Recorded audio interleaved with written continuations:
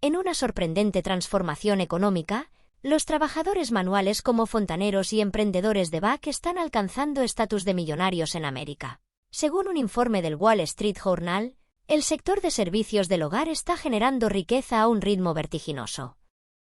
Estos profesionales, antes subestimados, ahora dominan el mercado con su destreza técnica y habilidades comerciales. Lo que parecía trabajos de clase media se han convertido en lucrativos negocios.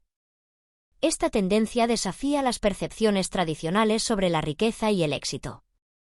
Suscríbete y dale like para mantenerte informado.